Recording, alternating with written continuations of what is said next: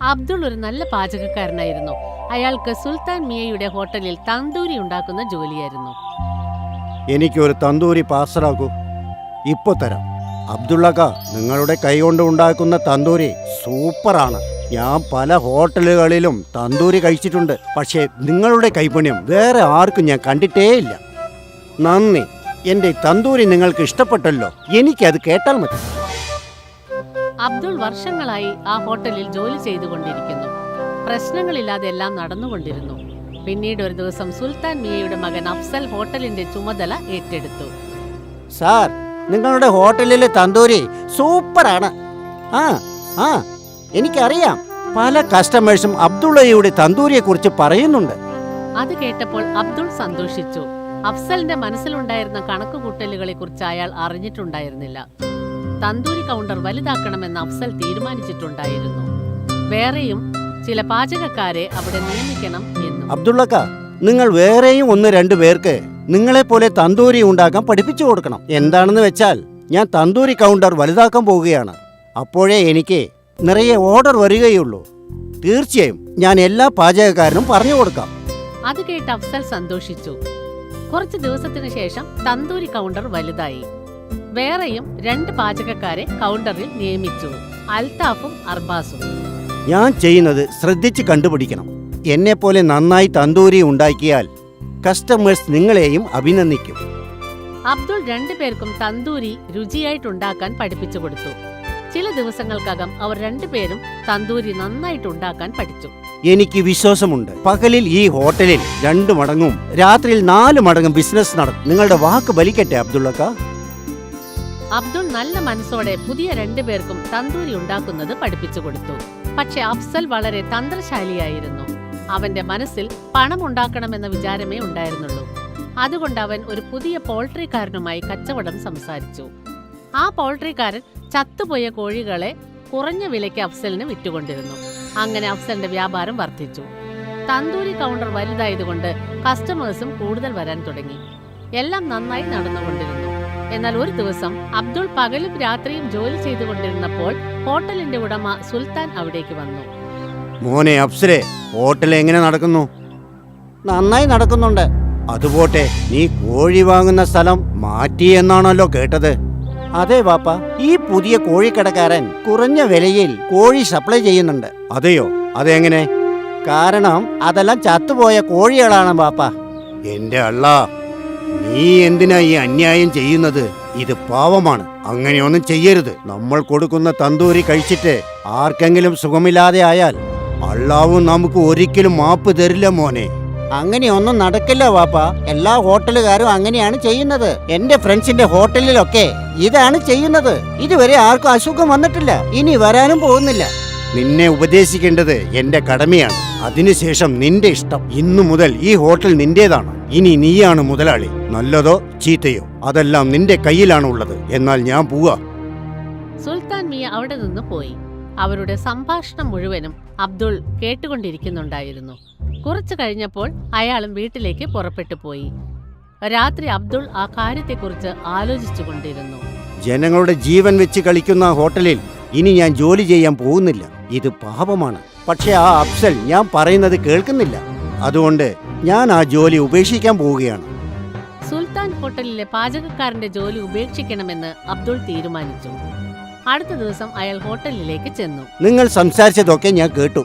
ഇനി ഇവിടെ ജോലി ചെയ്യാൻ എന്റെ മനസ്സ് അനുവദിക്കുന്നില്ല. ഞാൻ ഇവിടുത്തെ ജോലി വിടാൻ തീരുമാനിച്ചിരിക്കുന്നു. ആയിക്കോട്ടെ, നിങ്ങൾ എന്ത് വിചാരിച്ചു? നിങ്ങൾ പോയാൽ ഈ ഹോട്ടൽ അടച്ചിടുമെന്നോ? അത് നടക്കില്ല.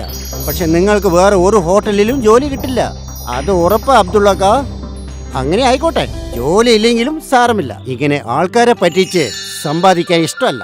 ഇങ്ങനെ പറഞ്ഞ് അബ്ദുൾ അവിടെ നിന്ന് പോയി. അയാൾ പല ഹോട്ടലുകളിലും ജോലി അന്വേഷിച്ചു കൊണ്ടിരുന്നു.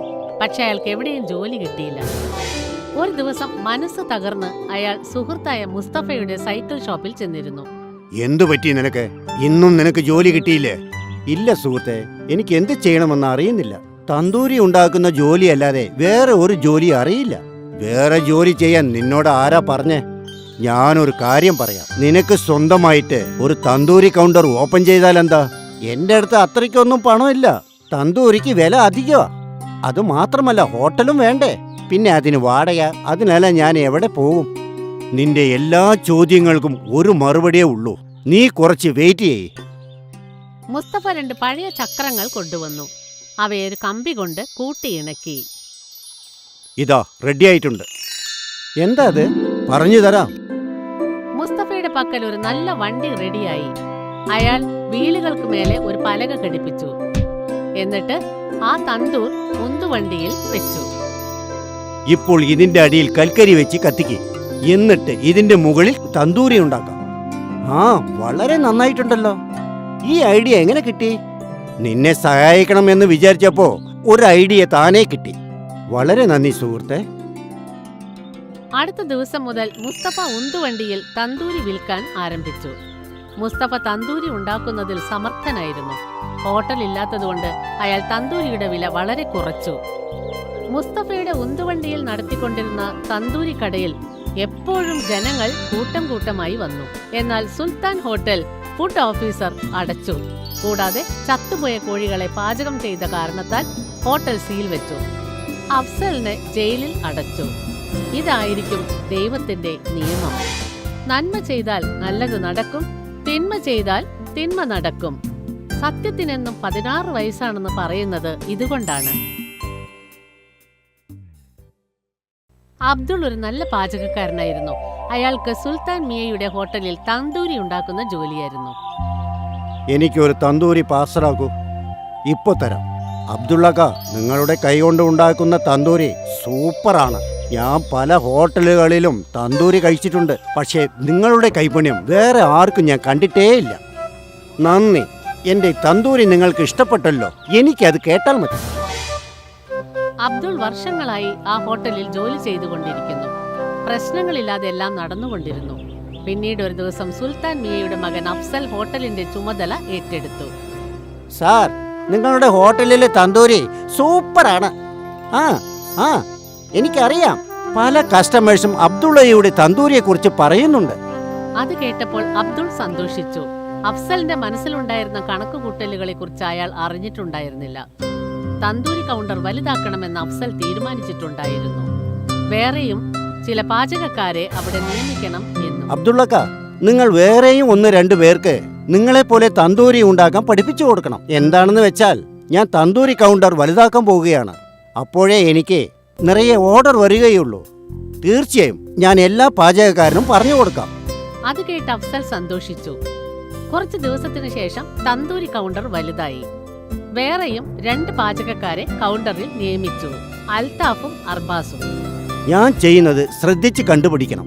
എന്നെപ്പോലെ നന്നായി തന്തൂരി ഉണ്ടാക്കിയാൽ കസ്റ്റമേഴ്സ് നിങ്ങളെയും അഭിനന്ദിക്കും.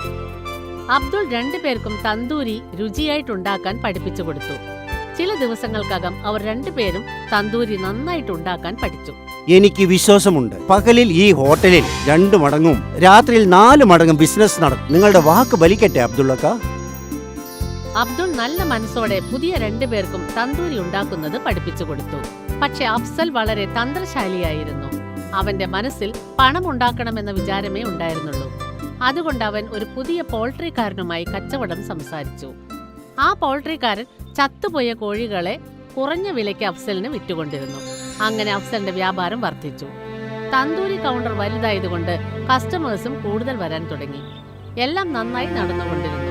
എന്നാൽ ഒരു ദിവസം അബ്ദുൾ പകലും രാത്രിയും ജോലി ചെയ്തുകൊണ്ടിരുന്നപ്പോൾ ഹോട്ടലിന്റെ ഉടമ സുൽത്താൻ അവിടേക്ക് വന്നു.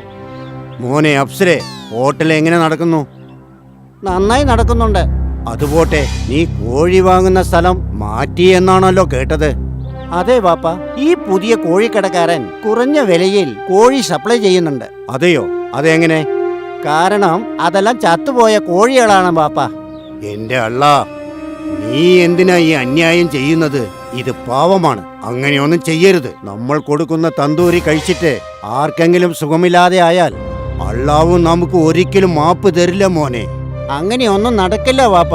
എല്ലാ ഹോട്ടലുകാരും അങ്ങനെയാണ് ചെയ്യുന്നത്. എന്റെ ഫ്രണ്ട്സിന്റെ ഹോട്ടലിലൊക്കെ ഇതാണ് ചെയ്യുന്നത്. ഇതുവരെ ആർക്കും അസുഖം വന്നിട്ടില്ല, ഇനി വരാനും പോകുന്നില്ല. നിന്നെ ഉപദേശിക്കേണ്ടത് എന്റെ കടമയാണ്. അതിനുശേഷം നിന്റെ ഇഷ്ടം. ഇന്നു മുതൽ ഈ ഹോട്ടൽ നിന്റേതാണ്. ഇനി നീയാണ് മുതലാളി. നല്ലതോ ചീത്തയോ അതെല്ലാം നിന്റെ കയ്യിലാണ് ഉള്ളത്. എന്നാൽ ഞാൻ പോവാ. സുൽത്താൻ മിയ അവിടെ നിന്ന് പോയി. അവരുടെ സംഭാഷണം മുഴുവനും അബ്ദുൾ കേട്ടുകൊണ്ടിരിക്കുന്നുണ്ടായിരുന്നു. കുറച്ചു കഴിഞ്ഞപ്പോൾ അയാളും വീട്ടിലേക്ക് പുറപ്പെട്ടു പോയി. രാത്രി അബ്ദുൾ ആ കാര്യത്തെക്കുറിച്ച് ആലോചിച്ചു കൊണ്ടിരുന്നു. ജനങ്ങളുടെ ജീവൻ വെച്ച് കളിക്കുന്ന ഹോട്ടലിൽ ഇനി ഞാൻ ജോലി ചെയ്യാൻ പോകുന്നില്ല. ഇത് പാപമാണ്. പക്ഷെ ആ അഫ്സൽ ഞാൻ പറയുന്നത് കേൾക്കുന്നില്ല. അതുകൊണ്ട് ഞാൻ ആ ജോലി ഉപേക്ഷിക്കാൻ പോവുകയാണ്. സുൽത്താൻ ഹോട്ടലിലെ പാചകക്കാരന്റെ ജോലി ഉപേക്ഷിക്കണമെന്ന് അബ്ദുൾ തീരുമാനിച്ചു. അടുത്ത ദിവസം അയാൾ ഹോട്ടലിലേക്ക് ചെന്നു. നിങ്ങൾ സംസാരിച്ചതൊക്കെ ഞാൻ കേട്ടു. ഇനി ഇവിടെ ജോലി ചെയ്യാൻ എന്റെ മനസ്സ് അനുവദിക്കുന്നില്ല. ഞാൻ ഇവിടുത്തെ ജോലി വിടാൻ തീരുമാനിച്ചിരിക്കുന്നു. ആയിക്കോട്ടെ, നിങ്ങൾ എന്ത് വിചാരിച്ചു? നിങ്ങൾ പോയാൽ ഈ ഹോട്ടൽ അടച്ചിടുമെന്നോ? അത് നടക്കില്ല. പക്ഷെ നിങ്ങൾക്ക് വേറെ ഒരു ഹോട്ടലിലും ജോലി കിട്ടില്ല. അത് ഉറപ്പാ അബ്ദുള്ളക്ക.